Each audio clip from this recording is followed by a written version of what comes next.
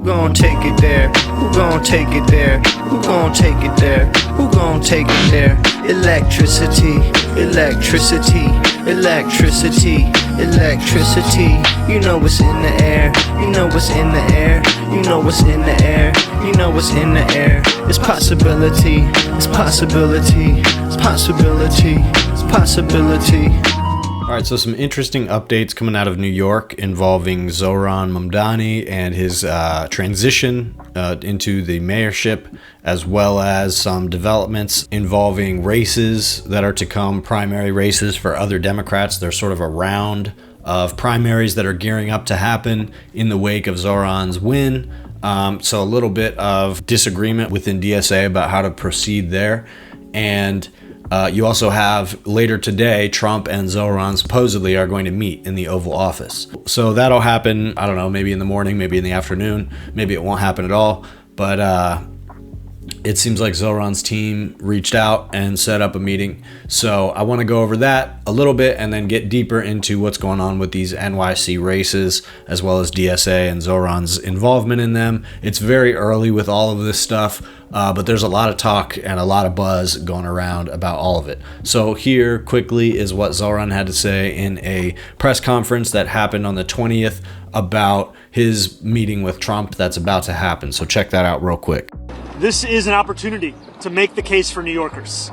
And it's a case that reflects what New Yorkers are having to live through at this time. When we speak about an affordability crisis, we're speaking about 1 in 4 New Yorkers living in poverty. 1 in 5 struggling to afford $2.90 to ride the bus. New Yorkers for whom the daily acts of life are becoming increasingly harder to afford. And that's an opportunity I have to make the case to President Trump, to the White House, as to what it means to have to suffer through this affordability crisis and what it means to make it even more difficult to do so. Yeah, Jeff. I'm wondering, he called you a communist in the announcement, which seemed a little belittling. I'm wondering, are you concerned that this meeting will actually bear any sort of fruit, or whether it will be another opportunity for him to try to publicly embarrass you? And could you go into any specifics about what you specifically want to ask him, or any specific requests you have for the president in this meeting? I'm not concerned about this meeting. I view this meeting as an opportunity for me to make my case. And I'll make that case to anyone, frankly, as we've been doing over the course of the campaign, and now as I will be the next mayor of this city. It behooves me to ensure that I leave no stone unturned in looking to make the city more affordable. And this is a meeting where I look forward to speaking about the affordability agenda, public safety, and economic security for each and every person that calls the city home. So there's Zohran talking about this meeting that he's about to have with Trump.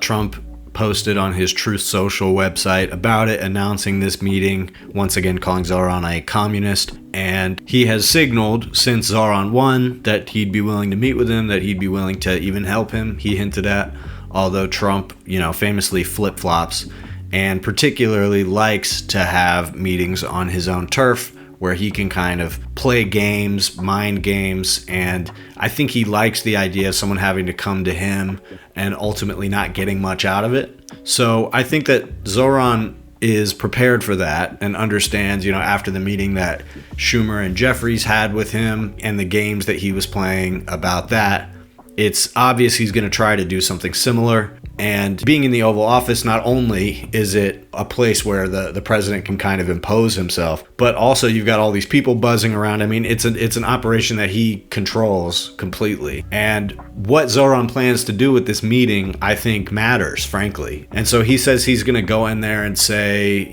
make the case for New Yorkers. I think he's being a little bit unclear here. And it's a developing pattern that we're seeing from Zohran really since after he won the primary, where he became a little bit more political, very careful with his language. And it's concerning some people who are worried about the noises he's making when it comes to Israel. His focus has shifted to the affordability and his agenda in New York completely, which is fair. It seems like he's taken on a practical posture where he really aims to get this stuff done. But he also has been playing it a lot safer on some of the issues that he was able to differentiate himself about in the first place, like anti-Zionism specifically. And there's some indications now that behind the scenes, he's tempering his staff's language and animation about that issue because he wants to be able to hold together the coalition that he has built that got him through the general election and that actually has him poised to get some work done as mayor. Whether it has him poised to do the things he said he wants to do is another question. So when it comes to these races that are happening in New York City, you have a primary race being considered against Hakeem Jeffries, as well as some other seats, congressional seats, just a wave of open primaries to be had. And whether or not DSA is going to endorse and who they're going to endorse in these races is going to be a palpable question going forward, especially with Zohran continuing to be a prominent member of DSA and the most prominent politician in New York. So essentially, when it comes to Hakeem Jeffries' race, there's a council member named Chi Ossé, who has been an ally of Mamdani's, endorsed him throughout the process of him running for mayor, and also has some accomplishments under his belt, who wants to run a primary challenge against Hakeem Jeffries. So this has been buzzed about, and there was some reporting that Mamdani behind the scenes did not want this to happen, didn't think that this primary race should be ran, which is confusing to some people because a lot of us thought that the plan was to, run these primaries and try to topple this establishment anywhere we can. And what's the difference from a broad perspective between Andrew Cuomo and Hakeem Jeffries? They're part of the same establishment, right? And there is a difference between those two figures in terms of where they stand politically. So that is essentially what this seems to be about. So real quick, let me play to you what Zohran has had to say about this, as well as what Chi Ossé had to say about this. Right now, DSA is considering whether they're going to endorse Chi Ossé, and Mamdani has now come out publicly saying that he does not think that DSA should endorse Chi Ossé and that Chi Ossé should run this primary race against Hakeem Jeffries. So he's making that public and also advocating for that within the ranks of DSA. So here's what they have both had to say about it. NYC DSA members, this can only be done and only be tried in partnership with you. And we must try. The national leader of the Democratic Party could be anywhere in America. And by some random chance, it's a man whose millions from AIPAC become billions for bombs. And he's right here in Brooklyn. I believe we have an obligation of circumstance. It could be by anyone, anywhere, but it's us here. Over $150,000 and 1,000 volunteers are pre-pledged. This would grow capacity, not strain it. And this will grow black socialism and strengthen the movement for the sake of our neighborhoods and the millions overseas who we will never meet. I'm asking you to vote yes. We have to try. As you've seen, your election has created a lot of buzz. Now that the midterms are underway, that seems to be the focus, but your name is still being dragged into the midterms, right? Let me talk about Hakeem Jeffries for a moment, who now may face a challenge from Chi Ossé, who is a member of the DSA. You said that there are local issues that Mr. Ossé should be focused on, maybe should remain a councilman. Are you saying he should not run against Hakeem Jeffries? No, I'm saying that I think the focus should be right here on New York City. I respect the work that Councilmember Ossé has done in the council. But what does that mean? Should he not run? I think that right now is not the time to be engaging in that kind of a primary. I think the focus should be on delivering on this affordability agenda. And what do you make of your name kind of being pulled into this? For example, Dan Goldman versus Brad Lander, and whether or not that's going to be a thing with Alexa Aviles, who is a member of the DSA.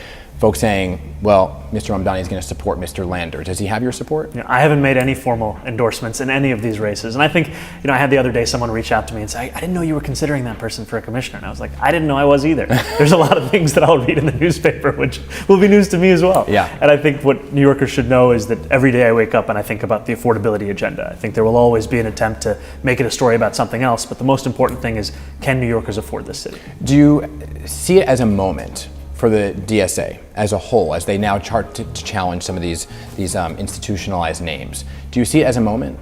I think the moment in this time right now for members of New York City DSA and New Yorkers across the 5 boroughs is the opportunity to fulfill the agenda that brought so many into politics, which is how do we make life easier for working people? That's what has animated so many for so long. Now the difference is we have the opportunity to deliver on it. I can confirm to you the things that I've actually said and the things that I've actually done. And last night I spoke to DSA members sharing the same message that I've shared in public as well, which is that I do not believe this is the right time to wage this primary. I spoke specifically about the race that was being considered yesterday, which is New York 8. So you're not discouraging upwards? This was not a sweeping statement. This was specific. All right, so Zohran and AOC have both publicly said that they do not think that this move to primary Hakeem Jeffries is the right thing to do.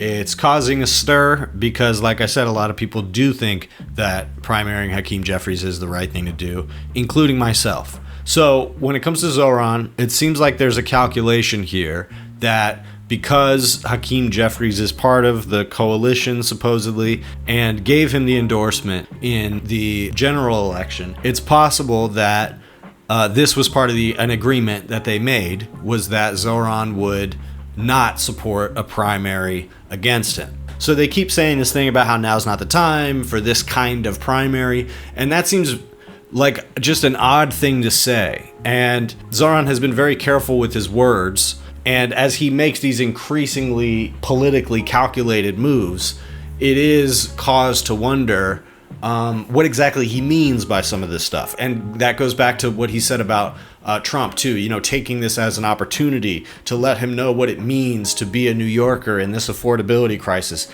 It's a little bit like this is vague politician language. And so when they're saying now's not the time, it invokes the question of, well, when is the time and why isn't now the time? And they've been talking about this for like a good week now. This conversation has been happening, and I really haven't heard anybody present a good argument for why someone shouldn't primary Hakeem Jeffries. It's one thing to say that you don't think he will win. Chi Ossé will win against Hakeem Jeffries because Hakeem Jeffries has high approval in his district. He's popular. He's not that easy to beat necessarily. So you could say, well, this is maybe not that strategically advantageous. Maybe even that it would be a waste of energy, a waste of time. That's not necessarily what they're saying, though. They're saying now is not the time to do this. And I think that a little bit more clarity than that is in order, you know, and that's my critique for Zohran right now. Although I want to resist the urge to like instantly turn on him. He hasn't even assumed office yet, and a lot of people are turning on him or view him as already having been compromised. And I don't think that's the case, but I do think that this careful language is grating because there are questions that arise from these positions that he takes. Namely, you know, if it was an upset primary that got you in the position that you're in and effectively changed the state of American politics, then why is it not the time for another person to do that same thing? Again, isn't that the whole point? And I get that maybe there's an agreement with Hakeem Jeffries that they're not going to endorse against him, but first of all, who cares? And second of all, what exactly is it that Hakeem Jeffries brings to the Zohran Mamdani agenda? I understand that he wants to have a tight coalition there, especially when it comes to Kathy Hochul and whatnot. I can understand that. So, you know, there is a read of this situation that right now Zohran is trying to put together and keep together whatever this coalition is going to be, including Hakeem Jeffries, including having a conversation with Donald Trump to try to get a sense of where they're both at. I think that that's probably going to be largely fruitless, and the chances that in a meeting with Trump, he's just going to do something to try to make Zohran look dumb or walk away feeling dumb, that's like the most likely thing to happen. So I think Zohran needs to be able to bring some leverage to the table. I would hope that he has some kind of leverage, something that he can say to Donald Trump that is going to let Donald Trump know this is the type of terms that I'm going to be playing on, because that's the only language that he understands is if you don't want me to do this, then you'll do this. And obviously that's what Trump is going to come to the table with. So I think Zohran needs to beat him to the table with that, because again, that's the only way to speak his language. And as far as these primary races go, it's possible that we just need to trust the process. And there is an argument to be made that this Chi Ossé guy is not the one for the race. He's not a long-standing member of DSA. Like I said, he's had some accomplishments, but he also has been wishy-washy on DSA as well. He joined back in like 2020 and then said he was no longer a member and distanced himself, and then he joined again in the wake of Mamdani winning. So based on what he said, that's because, now is the time for the movement to be robust and for a large swell of the movement to happen, within DSA because of Zohran, etc. So it could be that the political capital that would be necessary to stand behind a candidate who is primarying Jeffries is not worth it if the candidate is Chi Ossé. And that's essentially what DSA is considering now. They are, by Saturday, going to come to a conclusion, a vote of whether they should endorse Chi Ossé in this race, and then there's more deliberation to have to happen after that. But like I said, Zohran spoke at this meeting and said that he shouldn't run. And it's also definitely true that different media outlets are trying to use this as a wedge. Although this wedge does in fact exist, you see some interesting examples of it, where here in Politico you have some reporting that says that Mamdani said, "Do you want to spend the next year delivering for the movement that swept me into office, or waste time on an electoral challenge by a caricature of the movement?" So the way that's quoted makes it sound like he's saying that Chi Ossé is a caricature of the movement, but that's actually not what he said.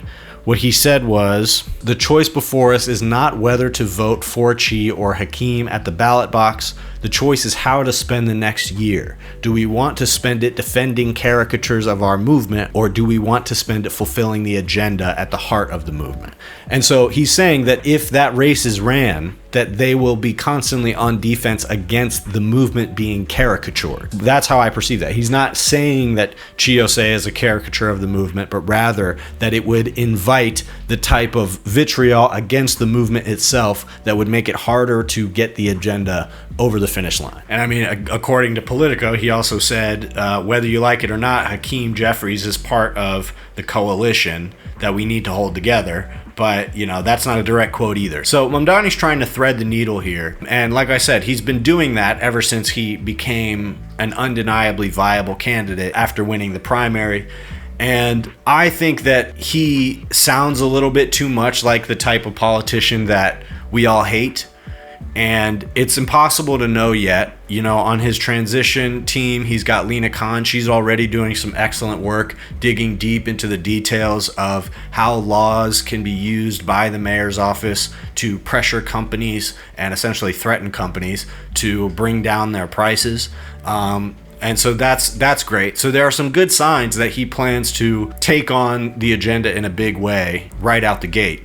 But also, this constant focus on New York specifically and that agenda, that's his job. That's the job he ran for and signed up for. That's great. But when it comes to this primary challenge against Hakeem Jeffries, he's saying that that is not going to help his agenda that he's trying to pull off in New York, and that's why they shouldn't do it. Whereas the issue of Hakeem Jeffries being primaried is a more national issue. And so I think that's probably a signal of where Zohran's focus is going to be, which is not necessarily a bad thing, that he's focused on delivering that agenda in New York. But it's starting to look like he's willing to play a lot of politics to do that. And he is starting to sound like there are conversations happening behind the scenes that are affecting what he's saying publicly. And what he's saying publicly is not as clear and specific as I would like to be hearing from the foremost leader in this movement at the moment. Pressure getting pressed, do you feel it now? What even happens next, I don't really know. Voice carries less, can you hear me now? Soon as I get blessed, time's running out. Pressure getting pressed. Pressure getting pressed. Feel the pressure getting pressed. Yeah. Pressure, do you feel it now? I'm just saying this.